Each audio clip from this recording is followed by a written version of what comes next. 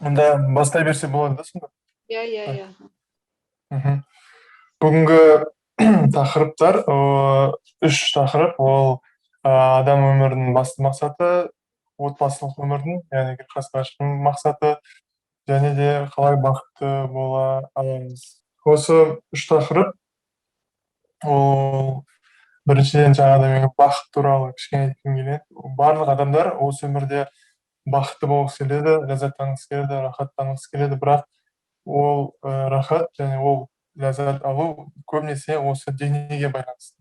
Яғни денеден шығатын жаңағы денеге байланысты ләззаттар, рахаттар. Бірақ адам осы барлық денесінен алатын рахаттарды, ләззаттарды көріп болғаннан кейін, барлық мүмкіндіктерді көргеннен кейін, ол шыншыл болса, яғни сукрития болса, ода сұрақ пайда болады да, мен неге бақытсызбын да, өте грустно болады, жаңағыдай өте өзінің көңілі шығып сұрақтар пайда болса, яғни неде шастрда айтып кеткендей атхато брахма джигьяса да, ал енді орысша пришло время вопрошать об абсолютной истине, яғни уақыт келді осы абсолютно истина туралы сұрау керек, сұрайтын уақыт келді. Өйткені барлық рахаттарды көрді, барлық нәрсені көрді, бірақ жүрек сонда да толығымен қанағаттанған жоқ, және адам іздей бастайды. Мен мына жақта слайдымды запускать етейін десем, менде организаторлық несінде жоқ екен, былай соткамен көрсете салайын. Кішкене күлкілі қылып істедім, бірақ енді мына осындай бақыт қайда деген, осындай кезге келген кезде адамда сукрити болса, адам өзі іздене бастайды. Сұрақ шын жүрегінде өзі сұрақ қоя бастаған кезде Құдай өзі жібереді, немесе лекциялар арқылы ютубтан мысалға Аударитхама Прабуды көріп көп адамдар келген да, өмірде Олег Геннадьевич Турсунов, немесе Санкиртанадан бірде кітап алып, немесе адамдар бір клуб лагерьге шақырып, қалай да болса адам келеді. Неге? Өйткені ода өзінің ізденісі болды, ода өзінің қалауы болды, осы білгім келеді, бақытты болғым келеді деп. Екінші слайд, ол мынау адам Бхагавад-гитада айтып кеткендей, тадвитки праникпасина, парипрашна севая, упадикшанти дегинам, кянина сатвадашина. Кришна айтады, обратись к духовному учителю, яғни рухани ұстазға келіп сұрақ, бірақ шынайы сұра, жүрегіңде тұрған сұрақтарды сұра, оған қызмет ет, оған қызмет ет, сол кезде сен өзің осы познаешь истину, яғни осы білімді сен түсіне аласың дейді. Және де тағы бақыт туралы айтып кеткен, ол зиян әдеттер туралы. Мысалға барлығына белгілі болды осы алкоголь, немесе темекі, немесе наша, немесе зина істеу. Осының барлығын адам неге істейді? Өйткені жүрегінде ол бақытсыз, жүрегінде стресс, такое напряженное состояние дейді орысша, өте қысылып қалған, бақыт жоқ, барлық өмірдің мәселелері басып қалған, и осы бір кішкене болсын жеңілденіп қалайыншы деп осы нәрселерге адам жүгінеді, бірақ осының өзін көргенде де, бірақ адам сонда да бақытты болмайды. Қандай талпыныспен адам осыларға, және де рага дейді ғой, қандай привязанность, қалай байланып осы нәрсе құлшыныспен істесе де, кейін уақыт өтеді, сондай күшпен ол жек көреді, яғни двеша пайда болады. Мысалға мен бұрында мектеп кезінде мен таныстарым бері темекі шегетін да, олар постоянно темекі шегіп алады еді менің көзімше, и айтады, ой, осы темекіні тастау керек еді деп. Немесе ішіп алып, там көкелер мысалы бұрында осы дворда жүрген кезде тоже көретін еді да, ішіп алады, бірақ бақытты болмайды, жүрек рахат жоқ, сонда айтады, осыны тастау керек еді, бірақ тастай алмаймын дейді. Өйткені жүрек әлсіз, жүректе осы рухани энергия жоқ, яғни бір рухани күш бар кезде адам осы нәрселерді өзі түсініп, рухани нәрселерден дәм сезгеннен кейін осы күнәлі нәрсе, зиян әдеттерден алынған дәм оған аз болып қалады, низший болып қалады, жаңағыдай төмен, бұның дәмі төмен болып қалады, бұл нәрселерге қызық емес болып қалады. Себебі неге қазір көбінесе адамдар, көбінесе религия дейді да, соны айтсаң дін десең қорқады. Өйткені дінде дұрыс емес уағыздаса, мысалға уақытта көбінесе запретами, мысалға болмайды тыйымдармен уағыздайды. Мынау болмайды, мынау болмайды, мынау болмайды деп. Ал адамдар осы нәрсемен өмір сүреді. Ал оған тыйым салынып тастайды. Адамдар қорқа бастайды. Менің өмірім, мен осы темекі шегемін, ішемін, жаңағыдай істеймін. Бірақ болған жақта маған тыйым салып тұр, и мен қалай өмір сүремін деп олар қорқады өте. Өйткені бірақ осы Раджендра Кумар Прабу айтып кеткендей, бұл біздің метод, осы сознание Кришна методы, ол позитивный метод, яғни тыйымдар емес, бұл жақта яғни витхи нишетки деген бар, яғни тыйымдар және де рекомендация, правила, ережелер. Сол ережелерді мысалға адам ұстанса, сол преданный служение, жаңағы анттарын орындаса, жаңағы святой имя, вайшнавтарға қызмет ету, шримад бхагаватам оқу, лекцияларда қатысу, сол нәрселерге адам көп қатыса берген сайын, бар істей берген сайын, ода рухани күш пайда болады да, және кейін ол өзі түсініп, өзі жаңағыдай реализация алып, жаңағыдай опыт алып, бұл нәрселерге ол жаймен әрине сразу болмайды, жаймен уақыт өте келе ол осы зиян әдеттерден бақыт іздейтін өзінің әдетінен жаңағыдай сол жай арыла бастайды да, жүрегінен осы нәрселер кете бастайды. Бірақ уақытпен бірден болмайды ешқашан. Әр ол жақта отырған тыңдап отырғандардың барлығында өте көп осы бұл жағынан опыт бар, өзі естіген, өзі өмір өткен қанша адам осы рухани өмірді бастағаннан кейін көп нәрселер өзі түсіп қала бастады. Мысалға мен ет жемей кеттім. Неге? Мен өзіме мен ет жемеймін деп не болған жоқ менде. Өзіме өзім тыйым салған жоқпын. Ол постепенно мен ол кезде бірақ преданный білмейтін едім, бірақ вегетариан адамдармен танысып, интернетте болсын былай көріп, солардың өмірі ұнап, и мен очень легко өтіп кеттім, өте тез өтіп кеттім. Өйткені мен сол адамдардың өмірін өзім көрдім да, қалай өмір сүреді, и олардікі ұнады, мен дәмін сездім сол өмірдің. Тура солай осы адам бақытты іздейді, мысалы бүгінгі тақырыбымыз бақытты, бірақ бақытты осы зиян әдеттерден іздейді, бірақ осыны арылу үшін оған дәм керек, жаңағыдай рухани өмірдің опыты керек та. Сол үшін ол рухани ұстазды тыңдау керек, лекциялар тыңдау керек, қорықпау керек. Мысалы мен бұрында мешітке барып жүрген кезінде мен тастамай баратын едім да, күніге баратын едім, күніге как минимум 2-3 мәрте баратын едім. Сол кезде мен бұрынғы араласқан достарымды сұрайтын едім, мен деп, осы мен баруға қорқамын мешітке деп. Мен айтады, неге қорқасың? Айтамын, неге қорқасың десем, мен барсам дейді, уақыт күнәһар сияқты болып тұрамын дейді да. Мен барсам, бәрі маған бір күнәһарға қарап тұрғандай болады дейді, бір өзімді біртүрлі сезінемін, бәрі аяқты святой болып жүреді. Мен ол осы нәрсеге мынандай жауап бар. Мен осы жауапты естіген кезде мен өте қатты вдохновился, жаңағы өте шабыттандым. Айтады, егер адам үсті кір болса, ол душқа барып, душқа қалып, обомление қабылдау керек, душқа түсу керек. А ол мен кірмін, мен душқа түспеймін деп, душқа тек қана тазалар бару керек десе, ол өте факт, ақымақ адам сөзі дейді. Немесе адам ауру болса, ол больницаға бару керек, то есть емделу керек.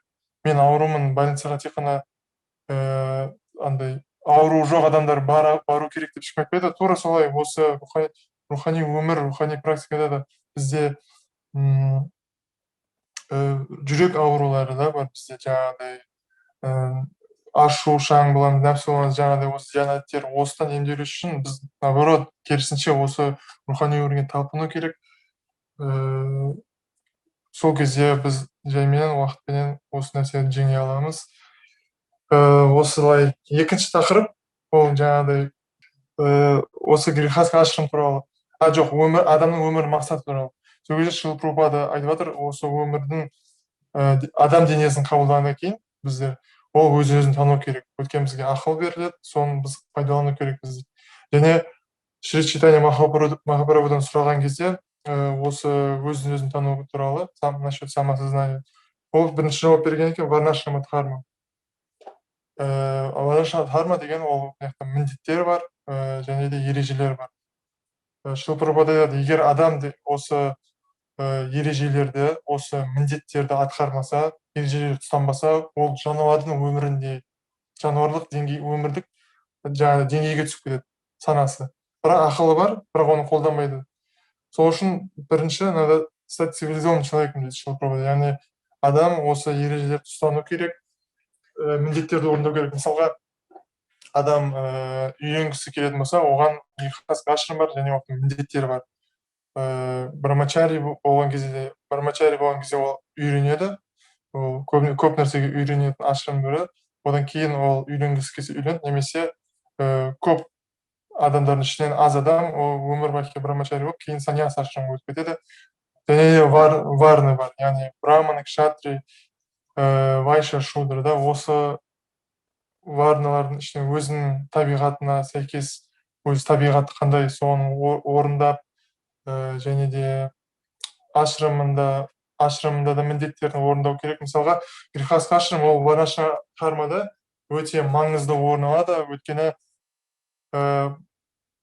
осы қалған үш ашрамда Шилпрабхупада айтады, ванапрастха, брамачари и ванапрастха саньясаны осы грехаск ашрам көбінесе обеспечить етеді ақша табумен. Өйткені қалған үш ашрамға ақша табу оларға міндеттеріне кірмейді, оларға болмайды. Және де грехаск ашрам оларға яғни ақшалай болсын, условия пожертвования солай беріп тұру керек. Бірақ грехаск ашрамда адам ақша тапқаннан кейін осы бытовая жизнь дейді, өте быт, өте қатты тартып кетеді да, адам өзінің өмірінің мақсаты, осы отбасылық өмірдің мақсаты ұмытып кетуі мүмкін, өте оңай ұмытып кетуі мүмкін. Немесе уақыт өте келе, егер де ол бір-біріне көмектеспесе, Шилпрабхупада өзінің ученигіне жазған кезде айтады, осы ерлі зайыптылар дейді, олардың арасында дене қатынасы ол екінші бөлікте, екінші орында дейді. Бірінші орында ол осы сознание Кришнада бір-біріне көмектесу дамуына, яғни бір-біріне еске салады, бір-біріне уағыз жасайды, поддержка болады. Әр адамның өзінің рухани өмірде өзінің бір периодтар болады, когда қиын кезде, сол кезде жанында поддержка беретін адам керек. Және де бұрынғы кездері әр учениктердің үйіне гуру келіп, саньясы, монахтар келіп проповедь жасайды. Сол кезде олар ұстаздардың үйіне қабылдап, оларға қызмет істеп, олардан катха естіп, яғни Кришна катха естіп, өмірдің мақсаты туралы рухани ұстаз өзінің шәкіртіне еске салып тұратын еді. Ал қазір өмірде ол қалай байқалады? Қазір өмірде саньясилар немесе рухани ұстаздар, проповедниктер, осылар бізге қалаларға келеді, программалар жасайды, біз қайтадан рухани сөніп баратқан рухани өзіміздің вкус дейді, жаңағы рухани вкустың сөнеді ғой, егер де оны поддерживать етпесе. Олар келіп программа арқылы бізге қайтадан бір жаңа дем, рухани өмірімізге бір жаңа дем беріп кетеді. Сол өйткені брамачари, саньяси, оларды көбінесе проповедьқа уақыт, және де олар рухани өмірде, мысалға, өте терең практиковать етеді. Мысалы, брамачари ашрамда мен білем, оларда әр экадышыда 64 круг, экадышы ретрит, жапа ретрит, сондайлар болып тұрады. Кітап оқу, күніне 1 сағат кітап оқу, өте сондай күшті стандарттар. Сондай адам санса, ода өте мықты вкус болады, және оны өзіне өзі бөліскісі келіп тұрады адам. Соны өткен андай жанып тұрады, сондай көздері жанып тұрады. Bir айтқан кезде сен де бір сол жапаны одан да көп қайталан келіп кетеді, кітап оқып кетеді, өйткені вкус передается. Сол үшін сондай адамдарға алдыңғы встречада Матаджи Гүлмира Матаджи айтып кеткендей, вкусы бар да адамдарға служить ету, яғни қызмет ету. Сол кезде бізге деген солардың рахымы, яғни милость, рахымы төгілген кезде біз көп нәрселерді түсіне бастаймыз, көп нәрселерге деген біздің дәміміз ашыла бастайды. Осы грехаск ашрамда сол бір-біріне көмектесу, осы рухани, мен өзім бойдақпын, мен енді үйренемін, мен де реализован айта алмаймын, бірақ осы Шилпрабхупаданың айтқанын қайталап аламын да, ол бір-біріне көмектесу. Және де екінші міндет, ата-аналардың міндеті, мысалға қазір орысша айтып кетейін, сосын аударамыз. Обязанность родителей состоит в том, чтобы сделать своего ребенка сознающим Кришну. чтобы удачливый ребенок, родившийся от сознающих Кришну родителей, уже никогда не был вынужден принимать рождение в этом материальном мире. Және осы ата аналардың міндеті осы туылған бала ол Кришнаны танып, ендігі өмірде осы материалдық өмірде қайтадан материалдық денені қабылдап, қайтадан туылмас үшін олар соны солай істеу керек, что осы бір адам жаңағы кіші жаңағы балалары осы өмірде құдайға қайтатындай етіп сол міндеттері. Так, осы айтайын. Және де адамның мақсаттары да, мысалға, адам өзінің материалдық міндеттері бар. Мысалға, грехасхашанда болатын болса, ол ер адам, ол ақша табады, жаңағыдай балалары, әйелі қай жерде тұратын үй, жаңағыдай кшетрада тауып береді, жаңағыдай жейтін тамағына, сол финансы жағынан көбінесе оның міндеттері бар. Және де әйел адамда өз міндеттері бар. Бірақ ол тек қана міндеттерді орындау, тек қана соларды орындай берсе, бірақ рухани практиканы тастап қойса да, ол да болмайды. Себебі ұмытылып кетеді да, осы өмірдің мақсаты не екенін ұмытылып кетеді, және де жаймен көп нәрсе ұмытыла бастайды, көз кете бастайды, қайтадан бұрынғы өмірге кетіп қалуы мүмкін. Сол үшін рухани өмір керек. Тек қана, бірақ осындай да қателесу бар екен. Мысалы, адам исламға келген кезде рухани өмірге беріліп кетіп, өзінің рухани материалдық міндеттерін тастап қою. Былайша айтқанда, ерте тастап қойып, тек қана рухани өмірді қатты кірісіп кетеді. Ол да болмайды дейді. Өйткені неге? Басында адам, Кришна айтады ғой, выполнять свои материальные обязанности, то есть 3-ші главада айтады, соны орындау керек. Жаймен кейін осы міндеттерді орындап болған кезде Құдай өзі шешеді, қай кезде уже адамды сол нәрседен, міндеттерден босатады, кейін балдары өседі, балдары қарай бастайды. Бірақ ол ешқандай не емес, көбінесе түсім қалады, көбейбіз қорқады екен да, мысалы, ванапрасха ол ажырасу деп немесе. Негізінде Читан Чанчара бір айтады, ванапрасха деген ол егер де водопрасхада грехасхашында если бір-біріне адамдар қызмет етіп, яғни забота дейді, қазақша қалай, заботиться етсе, то никуда не надо уходить, ешқайда кетуге болмайды. Бірақ осы көбінесе просто уже жас келеді, и рухани өмірге көбірек уақыт бөлу керек та, и бір-біріне заботиться керек. Мысалға, мен жақында лекция естідім, ванапрасха деген, вана жаңағыдай орман, да, лес, сол орманға кету керек деп, шастрада жазылады, орманға кету керек, ағаштың қабығымен киіну керек деп, сондай нәрсе айтады. Сол кезде лес деген не дейді, сол кезде лектор айтады, такой хайдасы бір болған, ол общество преданных, яғни осы вайшнавтардың обществосына келіп, сол жерге келу керек. Көбінесе мен өзім көргем, мысалға, фермада көп тұрған адамдар кейінірек осы, мысалы, Алматыда ферма бар ғой, сол жақта көп қызмет еткендер көбінесе кейін Вриндаванға немесе Майпурға кетеді, уже жасы келген кезде. Өйткені көбірек рухани өмірге сүңгіп дейді ғой, жаңағыдай терең практиковать ету үшін. Және осы варнашрама дхарма туралы айтып жатыр. Варнашрама дхармада адам өзінің бір қалауы болады. Мысалы, адамда материальный қалаулар болады, және сол қалауға, мысалға, противоположный полмен общаться еткісі келсе, оған грехасха ашылам беріледі да. Және бұл жерде тек қана өз-өзімен бір-бірімен ләззаттану үшін емес, ол фундаменті, ол адамдарға қызмет ету, бір-біріне қызмет ету, бір-біріне көмектесу. Так, мынандай бір слайд істегенім, грехасха ашым туралы. Бәрінде ссылка бар. Грехасха ашым, яғни бір-біріне қызмет ету, көмектесу, және басқаларға да көмектесу. Мысалға, бізде осы исконда өте күшті ұстаздардың бірі, осы психология жағынан Малика Маламата жүрді, өмірде Марина Таргакова. Ол айтады, егер де осы отбасылық өмір егер де осының фундаменті басқаларға қызмет ету болмаса, ол уже алдын ала жаңағыдай обречен дейді, яғни уже болды, оның түсінікті ары қарай не болатын, ары қарай өте қиын болып, өмір ана қазақтар айтады, өмір көмір болып кетеді да, қиын болып кетеді. Э, неге? Өйткені гүлхаска ашрам бұл жақта уже цель, мақсаты ол Кришнаға қызмет ету және оның разылығын табу. Ал грехаметхи, да, ол грехаметхи да, олар бір бірімен тек қана ләззат алу, бір біріне қызмет етпеу. Сол кезде неге көбінесе конфликттер пайда болады? Өйткені адам ләззаттанғысы келеді, қызмет еткісі келмейді, ешнәрсе бергісі келмейді, уақытын немесе көңілін да тыңдау керек да. Мысалға айтады ғой, көбінесе бір бірін тыңдау керек, ойында не бар екенін тыңдау керек, көмектесу керек. Бірақ грехаметке көмектескісі келмейді, ол тек қана ләззаттанғысы келеді.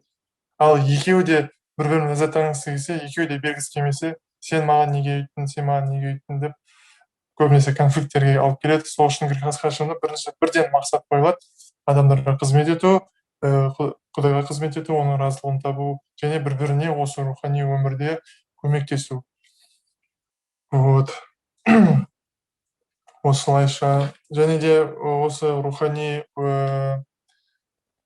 өмірге адам келген кезде өзінің жүрегінде анартқалар табылады ғой, жаңағыдай адам бақытты болғысы келеді, бірақ жүректе анартқалар артқа тартуы мүмкін, мысалға бұрынғы әдеттер тартуы мүмкін. Сол кезде адам екі қателік жасауы мүмкін дейді. Адам біріншісі ол рага дейді, яғни ол мысалға бір жаман әдет ойында тұр да, мынаны істе деп келіп тұр. Егер адам соны проявлять етсе, жаңағыдай осы желаниясын орындаса, ол дұрыс емес болады. Мысалға, өйткені ол желание, ол зиян болуы мүмкін бұл рухани өміріне, бірақ оны орындап қояды. Бір жағынан сол жағынан зиян. Екіншісінде ол подавлять етуі мүмкін, то есть двеша, ол өз-өзін жек көруі мүмкін. Мен осындай кірімін, мен осындай жүрегімде не бар, мен осындай патшамын деп өз-өзін жек көруі мүмкін. Ол да дұрыс емес. Себебі екі ой, рага двеша деген сөз, жаңағыдай мысалы бір тиынды алатын болсақ, мына беті рага, мына беті двеша, екеуі две стороны привязанности, яғни екеуі де көмектеспейді. Ол қанша өзінің қалауын орындата берсе, немесе ол қалауын подавлять етіп ішіне баспаса, ол кейін қайтадан одан да қатты шығуы мүмкін. Екеуінде де көмектеспейді. Сондықтан осы жерде адамға ақыл беріледі, адам түсіну керек. Иә, мен осындай нәрсе ойыма келіп тұр, қалау істеп тұр. Иә, мен таза емеспін, мен жүрегім әлі кір, мен жүрегім кір болғаннан кейін ойымда да кір. Иә, мен оны түсінемін деп өзіні түсіну керек та, түсінушілікпен қарау керек. Осы нормально, менің қазір деңгейім. Бірақ ол андай емес, менің деңгейім, мен енді не істесем соны істейміз. Жоқ, ол ережелерді орындайды, бірақ өзіне түсінушілікпен қарайды да.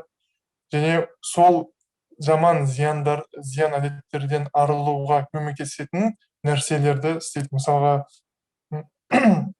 Бхагавад-гитада айтады, иә, парам дриштаны не варта дейді. Мысалға, высший вкус керек дейді. Яғни сол высший вкусты адам табу керек. Көп анг бар преданное служениеда. Біреуге киртан ұнайды, біреуге джапа ұнайды, біреуге кітап оқу, біреуге тамақ дайындау, преданналарға қызмет ету, вайшнавтарға қызмет ету, санкиртана көп, иә, негізі былай. Адам шынымен осыны қалайтын болса, рухани өмірді практиковать болса, негізі возможность көп. Соның өзіне жүрегіне жақын бір аныкты алып, адам соған терең кіру керек. Мысалға, мен білем, старший преданный білем, көбінесе олар киртанға қатты татады. Киртан көп айтады. Ол кітап оқымайды деген емес, кітап оқиды, бірақ мысалы кейбір браманический адамдар болады ғой, мысалы кітапты көп оқып, санскрит жаттап, ол ачарьялардың комментариясына дейін былай өте терең. Олардың өзі табиғаты сондай да. И осы сонымен олар сол жақта осы высший вкус табады. Кейбіреулер киртанда, кейбіреулер тек қана жапа. Мысалы, мен көп, мысалы білем, фермада тұрған кезде де мен көп старший преданный көргенмін, көп оқиды. 40 круг, 64 круг оқи береді. Мысалға, бір праводы білем, Расапарайны право, ол фермада тұрады. Ол айтады, ол өте көп не жұмыс істейді, өте көп қызмет істейді фермада. Технический часть бәрі соның жауапкершілігінде. Ол бір кезде маған осы нәрсе айтты да, егер де менде осы болмаса дейді жаңағы қыз, мен жапа қайталай беретін едім дейді да. ол не деген сөз, өйткені өте жапа қайталауға деген өте үлкен вкус бар деген сөз. Бірақ сонда да адам өзінің кругтарын оқып, бірақ сонда да өзінің преданныйлардың алдында қызметтерін, гурудың алдында қызметтерін орындайды. Яғни жаңағыдай зиян әдеттерден бастадық қой, жаңағыдай высший вкус. Осы бір ангты қайсысы ұнайды, соған бір вкусты тауып, соған терең практиковать етіп, и жаймен жаймен содан арыла бастайды. Бірақ өз өзін жек көрмеу керек. Мен осындай патшымын деп, немесе өз өзінде не істемеу керек. Енді не істеймін, мен осындаймын деп барып регулирующий принциптерді бұзып, жаңағыдай адам олай да кетпеу керек, и жаңа өз өзін жек көрмеу керек. Мысалға адам келеді, лекцияда естиді, мысалға өзіншіл болуға болмайды, тәкаппар болуға болмайды, мысалы гордый болуға болмайды деп лекцияда естиді. И ол түсінеді, менде гордость бар деп түсінеді. Бірақ екінші проблема пайда болуы мүмкін, ол өз өзін жек көруі мүмкін. Мен патшамын, міне мен постоянно гордый болып жүремін, анау мынау, мен енді вайшнавтарға бармайтын шығармын, неғыламын мен гордый болып деп. Бірақ олай айтылмайды. Ол адам түсіну керек, гордость, анарха деген ол біз емес қой, ол біз жанбыз. Олар осы біздің жүрегімізде тұр. Бұрынғы өмірлерде істеген күнәлі істерден кейін біздің жүрегімізге келіп қалған ол жаңағыдай анартхалар. Бірақ біз оларды біз өзіміз деп санаймыз да, мы отождествляем себя с анархами. То есть олай болмау керек. Анархаларды түсіну керек. Иә, олар менде бар, бірақ мен олар емес, олар өз уақытында түседі. Маған рухани практикамды күшейту керек. Сол кезде мен жаймен, яғни бәрі сразу емес, жаймен барлығы жүрек тазара бастайды.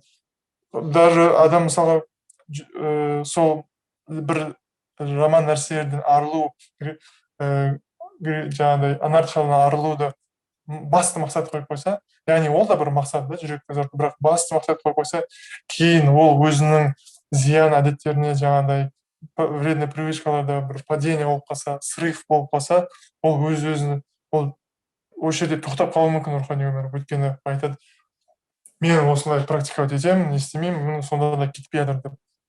Бірақ ол ондай емес, ол не болса да осы служениені, яғни мақсат, жаңағыдай адамның жаңағыдай санатан дхарма да, мәңгілік міндеті құдайға қызмет ету, жанның қызмет ету да, соны орындай беру керек. Осы өмірде жүрген кезде преданныйларға служить ете беру керек, святой имя повторять ету керек. Бәрін осы рухани өмірде бәрі біледі ғой, не істеу керек, соны істей беру керек. Ол рано или поздно, мысалы уақыт келеді, ол өзі кейін түсіп қалады. Мысалға мен жақында осы Ташкентке барып келген кезде бір лекция тыңдадым. Госвами Махарадж айтады, Кришна айтады, вайшнав не обязан быть идеальным. Для него важно, для Кришны важна решимость и желание продолжать. То есть не болмаса да, қандай жүректен әртүрлі анархалар шықпаса да, қандай жағдай болмаса да, осы қызметті, осы служенияны ол алып кете беру керек. Осы в этом решимость. Не болмаса да ол кете беру. Өйткені біздің ойымыз, он всегда хочет, чтобы мы перестали служить. Яғни осы қой, болды, сен жүрегің таза емес, короче, сен қазір воскресеньеға барасың, преданныйларды аппаратқа істейсің, сенде вкус жоқ, дым жоқ, бармай қой, оның рухани өмір саған емес дейді. Постоянно рухани өмір ол осы благочестивый жандарға, бірақ саған емес деп айтады. Ол сөйтіп алдайды сен. Бірақ біз оны тыңдамау керекпіз, өйткені ол ум тоже звук, звучит же, он тоже в уме, мы же слышим звуки ума, да? Бірақ біз оны тыңдамау керек, мы должны слушать лекции, там, то, что от гуру, да, от шастры исходит, осындай реальный нәрсе тыңдау керек, потому что умды тыңдайтын болсақ, ол рухани өмірімізді тоқтатқысы келіп тұрады, постоянно. Бір бәле оқығаннан бірден, ой, болды, менде болмайды, бірақ біз осылай практиковать еткеннен кейін старший преданныйлар көреді бізге. Бізде сенде сияқты болғанбыз, бізде де осындай кемшіліктер болған.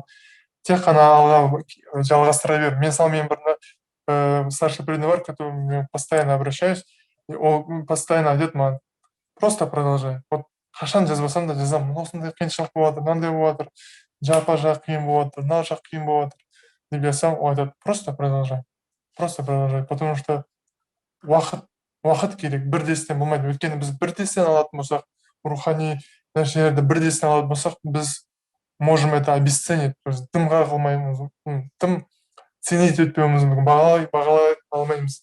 Өйткені кез келген нәрсе көбінесе бізде оны обесцениваем, то есть оның бағасын білмей қаламыз. Сол үшін уақыт керек.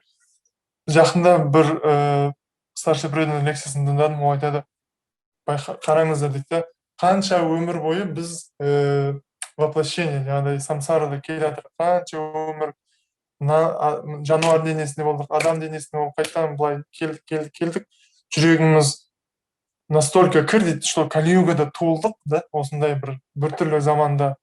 Бірақ бұл жақта да өзінің плюстары бар, бірақ сонда да оны алмай тұрсақ да, кали-югада туылдық, бірақ осы Шрила Прабхупаданың движениясы, осы искон движениясында 20, 30, 40 жыл адам практиковать етеді. Ол уже нишха, яғни ступень нишхи дейді, жаңағы сол уақытқа, сол деңгейге жете алады дейді. Сондай қандай милость дейді, сондай неге қарамастан, осы уақыттың қаттылығына қарамастан, осы кали-юга сондай қиын ғой, бірақ сонда да 20 жыл, 30 жыл, 40 жыл адам өмірін берсе, ол сол нишха, және ручи, сол деңгейге жете алады.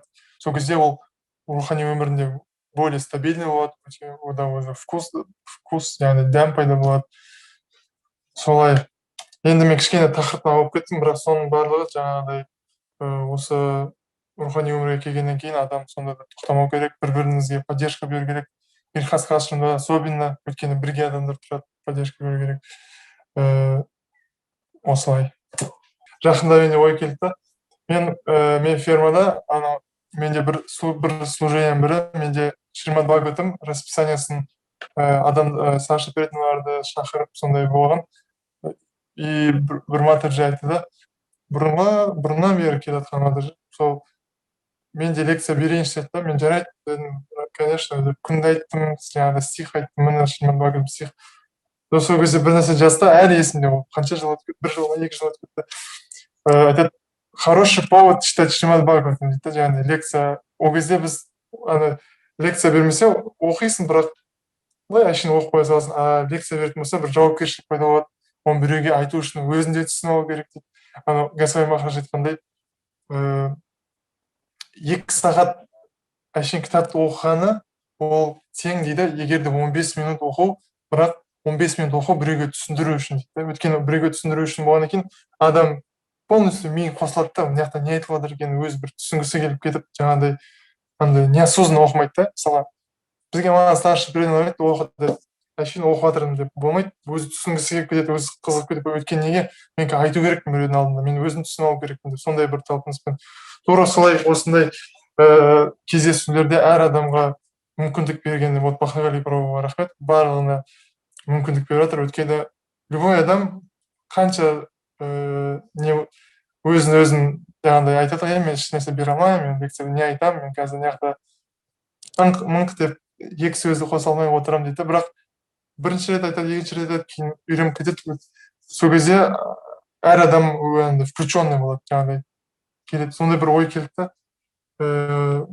Егер де ой келді емес, жаңағыдай жаңа матаджин айтқандай, әр адамға мүмкіндік беретін болса, ол өзі терең дайындалады.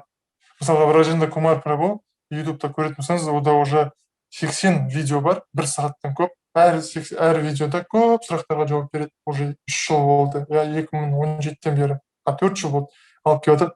Сол кезде ең бірінші выпускыңызда осындай сөзді айтты да: спасибо вам за ваши вопросы, это помогает мне еще глубже понять какие-то вещи, дейді, глубже поразмыслить над этими вещами. То есть терең түсінуге мүмкіндік береді. Бірақ Бражендра Кумар Прабху 30 жылдан көп, мысалға, бірақ соның өзінде де адамдар сұрақ қойса, адамдар лекция берсе, сол сұрақтарға жауап берсе, ол өте көмектеседі екен. Мен өзім түсіндім. Мысалға мен Шрила Прабхупаданың лекциясын тыңдағаныма қанша білмеймін, ұялып айтамын, 2 ай 3 ай болған шығар тыңдамағаныма, либо 1 ай болды ма білмеймін. Жоқ, енді 3 ай емес, 1 ай болған шығар. Бірақ бүгін енді тақырып болғаннан кейін Шилпрабхупада осы темаларға мықты айтады да, мысалға цель жизни, грехасхашин туралы. Особенно осы письма Шилпрабхупады бар, Шикшамрита ма, Прабхупада Шикшамрита, по-моему, немесе Гитабейсте, осы андроидта. Сол письма Шилпрабхупада грехасхашин деген жаңа разделға кіретін болса, өте көп нәрсе айтады осы темаға, осы грехасхашин туралы. Оқты әйелдің міндеті, ер адамның міндеті, барлық қай кезде не Шилпрабхупада кезінде барлық сұрақтарға сол күшті жауап берген. Және де осы жаңағы айтқан сөзі, что телесные отношения вторичные, главное это помогать друг другу развиваться в сознании Кришны, яғни осы денелік қатынас ол екінші орында, біріншісіне осы рухани өмірде бір-біріне көмектесу. Мен осы нәрсені оқығаныма 3 жыл бұрын оқығанда, осы кішкентай ненше жаңа сөйлемді, бірақ настолько анау Шилпрабхупада айтқан сөз ана реализованно кіреді екен да, жүрекке қалып кетеді екен, соны күшті таңғаламын. Вот. Адам өзінің ақылын тыңдап, ақылмен кетіп қалмау керек, немесе жаңа өзінің ішкі дүниеңдегі ішкі қабілетіңді, бойыңдағы бар нәрсені подавлять етпеу керек деп айтасыз ғой. Енді кез келген адам осы жолға бірінші бастап түскен кезде біраз уақыттан кейін жаңа депрессияға түседі да. Өйткені ана практиканы бастаған кезде жаңа не дейді, соғыс басталады іште, адамның ішінде. Қай жағына қарай жүру. Мысалы, менде бастапқы кезде көбінесе мен бірінші кезде қатты беріліп кеттім да, осы Харе Кришна мантраға. Сөйтіп менің материалдық бүкіл материалдық жағымдар былай бір шетте қалып қойды. Семей отбасылық жағдайым, материалдық жағдайым бар қалып қойды да. Сосын біраз уақыт өткеннен кейін мен қатты бір депрессияға түстім. Сөйтіп бұрынғы қалпыма қайтадан келе алмай қалдым да біразға дейін. Сосын біраз уақыттан кейін мен байқадым, мен уже екінші сіз айтқан, сіздің айтып жатқан лекцияңыздан ғана, сіз айтып жатқан кезде ғана мен оны түсініп жатырмын да, өзімнің өткен жолымда. Оған дейін мен өзім түсінбейтінмін. Сонда бірінші кезде мен қатты осы жолға беріліп кеттім да, кейін біраз уақыттан кейін депрессияға түскеннен кейін мен жаңағы сіз айтқан екінші жолдан деп айтып жатсыз, жаңағы мен бұл неге сәйкес келмеймін деген сияқты, сонда бір ойлар, неше түрлі ойлар. Енді осының балансын ұстау үшін тек сол жаңа мантраны қайталай беру керек деп айтып жатсыз ғой да, осы жолды жалғастыра беру керек деп. Кейде мысалы енді адам ары қарата жалғастырып кетуге де күш қуаты, кейде күш қуаты жетпейді ғой соған. Сондай сәтте не істеу керек? Рахмет, өте орынды сұрақ. Мен осы Харе Кришна мантра туралы алдыңғы встречада Гүлмира Матаджиға сұрақ қойғанмын, осы қалай сол кезде күшті нәрсе айтылды да, сол маған вдохновился. Потому что осы жолда жүрген адамдар бар ғой, осы қанша жылдан бері жүрген, олардың шын реализациясы бар да жүрегінде ше. Біз сол адамдарға келіп сұрау керекпіз. Мысалға сұрақ қою керекпіз. Менде осындай жағдай, осындай болды. Қалай сол кезде олар жаңағыдай солай бір советтер береді, өте жүректен шыққан сол советтер бізге. Әр адамның жағдайы әртүрлі ғой. Именно сіздің жағдайыңызға байланысты бір сондай советтер беріледі да, и сізге өте қатты күш береді сол осы ары қарай жүріп кетуге. Мысалға осында жаңа сіз айтып жатсыз ғой, жаңа период болады, депрессивный период, жаңа өте қиын болған кезде маған өзіме лично көмектесетін, енді қатты прям қиын болып кетсе, мен өзім старший преданный бар, которым өзім жүрегімді аша алатын, мен соларға жазамын. Мысалға көп жазбаймын, оларда уақыт аз, жазамын осылай болады деп. Сосын олар бір аудиозапись жібереді, өзінің сұрағын, жаңағыдай менің сұрағыма жауап. Сол кезде сол жауаптарды тыңдаған кезде мен өзім қатты шабыттадым. Өйткені олар өтіп қойған осы нәрсені. Олар бір емес, екі емес, көп нәрсе көп рет өтіп қойған осы жағдайлардан, және олардан реализованно шығады да. И және де жаңағыда айтып кеткендей, жақында естідім, Горгопал Прабу деген осы бір проповедник бар, күшті. Содан естідім. Ол айтады, осы преданное служение ангтар бар ғой, жаңағыдай святое имя бар, вайшнавтарға қызмет ету бар. Осынан жүрегіне бір жақын қайсысына осы адам ашық, сол нәрсені таңдау керек та адам. Және соған терең практиковать ету керек. Сол кезде адамда күш пайда болады. Және де бұл жақта көп нәрсе, бұл жақта тек қана бір нәрсе, бір андай универсальный совет жоқ, да. Көбінесе көп нәрсе керек. Мысалы, общение керек, наставниктерден сұрақ қойып, өзі адам лекция тыңдау керек. Кейде болады, мысалы, читан бір вопрос қойған, жаңағы психология туралы, да.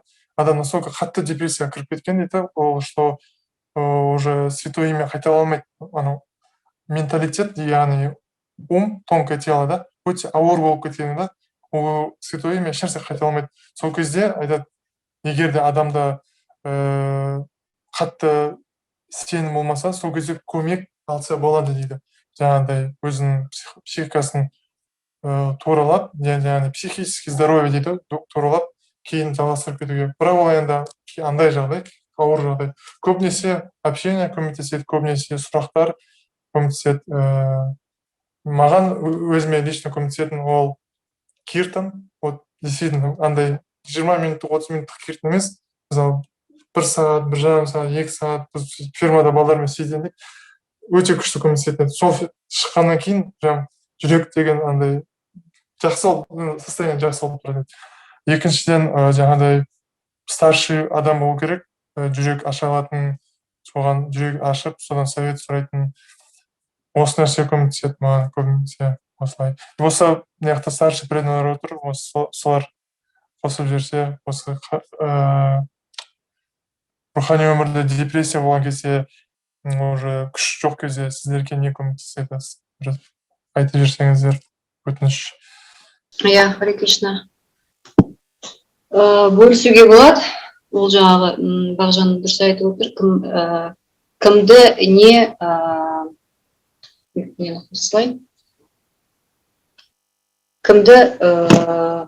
не құлшындырады, не жігерлендіреді, соған қарай жүгіру керек. Әркімнің өзі вкусы болады ғой, қызмет етуге, соны іздеу керек. Мысалы, әркім өзі Кришна санасына қандай немен келді, қандай жолмен келді. Біреулер прасада арқылы келді, біреулер лекция тыңдап келді, біреулер киртаны тыңдап келді. Именно сол моменттерді еске түсіру керек. Сол кездегі құлшынысты, сол кездегі өзінің жігеріңді қайтадан жаңғырту керек те. Мысалы, мен өз басым кітап оқыған жақсы көремін. Маған кітап оқысам, бәрі ішімдегі бәрі көтеріліп, бір жаңа өмірге басталып кетеді, қызығушылық басталып кетеді. Мысалы, менің жолдасым киртан жақсы көреді. Ол киртан десе, бәрін қоя салады. Киртан жақсы көреді.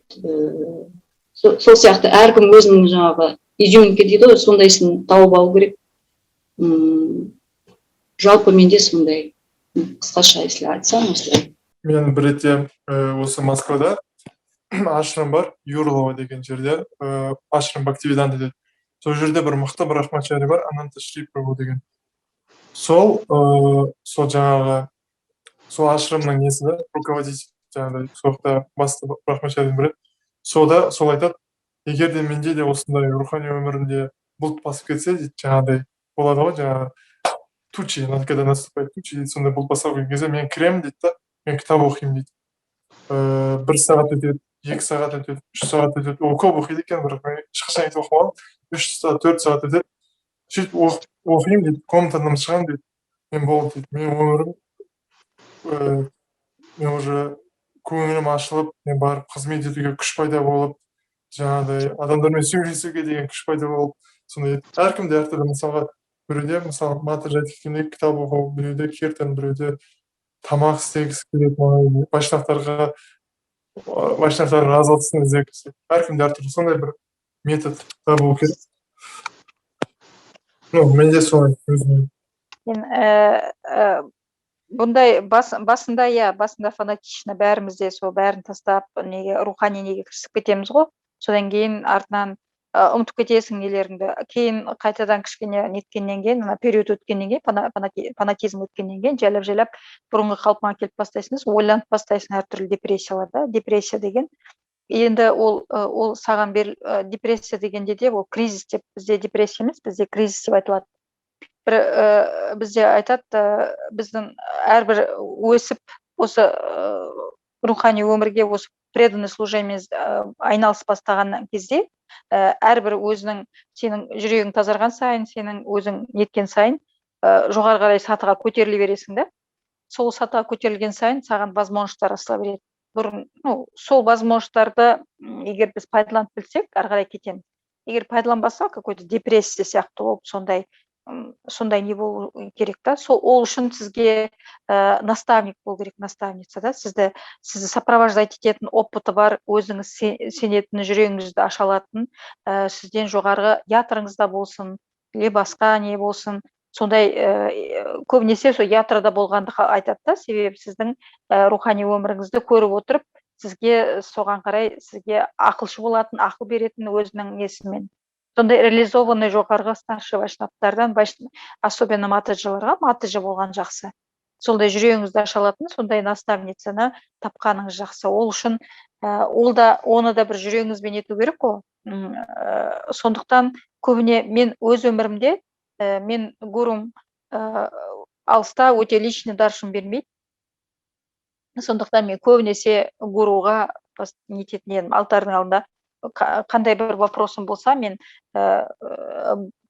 молиться етемін да гуруға. Гуру Махарадж, пожалуйста, помоги мне. Вот я не могу, вот здесь у меня такая ситуация, вот как мне быть? Вот сондай вот менің өмірімде болды екі-үш нәрсе, қалай істеуім керек. И мен на самом деле искренне помолилась Гуру Махараджу. Или Шилпрапада, если сіз гуруды әлі нетпесеңіз, біздің неміз Шилпрапада гуруға дейін. Шилпрападаға оның алдында мен даже гуруда нететін кезде у меня ойланыс болды да, екі гуруға. Қайсысы менің жүрегіммен нетуім керек. Сондай болған кезде мен Шилпрапада помолилась. Шилпрапада, пожалуйста, помогите мне, истинный гуру, который жүрегіммен нететін сондай деп. И сол кезде, егер искренне осындай молитва жүрсе, сіздің жүрегіңізден на самом деле ответ келеді.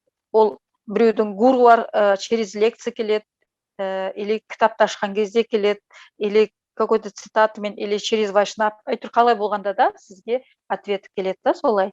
Но біріншіден өзіңіздің уровеніңізбен пока надо продолжать. Депрессия болса да, в первую очередь махамантру оқу керек, қалай болғанда да. И содан кейін ары қарай служение жасап, өзіңіздің неңізбен жайлап продолжать ете беріңіз. Сосын помолитесь, өзіңіз, если выбрали гуруңызға, духовный учительге, если болмаса Шилпрападаға. И ответ ол қалай болғанда да келеді. И сосын мантра, сол күнделікті істеп жүрген өзіңіздің садыныңызды продолжайте, жайлап өзі кетеді. Менің өзім өмірімде, мен в первую очередь молитва. Мен всегда вот солай нететін едім. Прям алтардың алдында, прям Гуру Махарадждың портретінің алдында, или Шилпрападада прям молилась. У меня были какие-то сомнения или какие-то эти моменты духовно, осы өмірімде, рухани өмірімде. Мен солай шешілді. Мен соған кәдімгідей жүрегімде қалды, и мен сәл нәрсе болса, мен уже каждый день сұрап нетем, да. И бір жағынан ол біздің связь, гурумен и Шилпрападамен байланысымызды жақындата түседі да. Хари Кришна, менің өзімнің немде осылай. И сосын жапыға, на самом деле, мені махамантраны оққанда, на самом деле, ол тек просто звук емес, это, на самом деле, біз непосредственно Кришнамен обращаться етіп, соған байланысымызды нетіп жатырмыз да, сол үшін искренне помолиться. Егер, читать Хари Кришна оқыған кезде, каждый звук, каждый это духовный звук, это имя Кришны, он не отличным всегда нам айтады ғой. Соны шама келгенше, соны жүрекпен сезіну керек та, что оның аттары, Кришнаның аты, одан өзінен не отличен. Ол сам, біз Харе Кришна дегенде мы вызываем Радху, Кришну, да, соны кәдімгідей, сол жөнде көбірек лекцияларды оқып, и соны қатты вызывать ететін болсақ, на самом деле, махамантра тоже бізге көп нәрсені береді, да. Ол тоже уровень, мен соған қарай жұмыстанып, менің өзімнің немде солай махамантрамен и молитва, искренне молитва Гуру Махарадж и Шилпрапада. Хари Кришна. Мен бір бөліссем бола ма? Жаңағыдай молитва туралы айтылды ғой, сол менде өзім жан досым бар, бұрынғы 3-ші класстан бері бірге. соның басынан өткен бір история айтып берейін. Ол кәдімгі мен сияқты Шымкентте туған бала, бірге кезінде мешітке барғанбыз, не істегенбіз. Кейін ол Алматыға көшіп кетті, оқу студент болып. Сол кезде бір нәрсемен бөлісті. Мен ол кезде фермада тұратын едім Алматыда. Екеуміз кездестік Алматыда, и ол айтады, мен қазір кішкене дұрыс жолмен жүрген жоқ, мен қазір ставка ойнап жүрмін, яғни футболға ақша тігіп, көп ақша тігіп. Ол ана цифраларды айтты, енді қорқынышты цифралар, үлкен миллиондар ақша тауып жүрді, миллионға дейін, теңгеден теңгемен. Мен айттым, қалай тауып жүрсің, өзің системасы бар, сен керек емес, сен түсінбей қой деді. Мен айттым, жарайды, мақұл. Бірақ ол андай, ол шыншыл искренне болады да, ол түсінеді дұрыс, ол дұрыс емес екен, бірақ андай әлсіздік істеп қоя береді да, ол кезінде сондай болған. Сол кезде ол айтады, бір нәрсені бөліседі. Мен дұға айттым дейді да, Құдайға ше, о Құдай көмектесші, өтініш, мен қалай осы жолмен араласам екен, не етсем екен деп сөйтіп кетіп бара жатқанмын. Енді ол жүрегінде бәрібір иманы бар бала. Көшеде кетіп бара жатқан кезде ана листовка таратады ғой. Листовка таратқан кезде бір бала листовка таратқан, ол алған кезде бірінші оқығаным адал ақша деген оқыдым дейді да. Яғни сол адал ақша деген оқыған кезде мен жүрегім андай тыңқ ете алады, ана бір осознание келіп қалды дейді. Мен қазір істеп жатқан нәрсем ол түсініп тұр ғой, енді арам жолмен тауып жатқан ақша. Бірақ солай, сосын барып айтады, ана ВКонтакте деп отырады ол бала. ВКонтактеге кіретін болсам, әр ана пост, жаңағыдай жазылған пост тура маған арналған сияқты, жаңағыдай осы нәрседен қалай арылу үшін. Тура солай. Бірақ ол исконда емес, ол бала үшін жүрегінен шынымен былай молиться етті да, и солай айтып берді. Егерде біз осылай, осы жақтағы білімді қолданып тұрып, жаңағыдай ванданым дейді ғой, анау жаңағы молиться, да, ванданым молиться етсек, көп нәрсе. Мысалы, менде де болған, мысалы, егер бөлісетін болса, менде қиыншылықтар болған кезде, менде енді бірақ жаспын ғой, қатты қиыншылық, көбінесе ойдағы қиыншылықтар.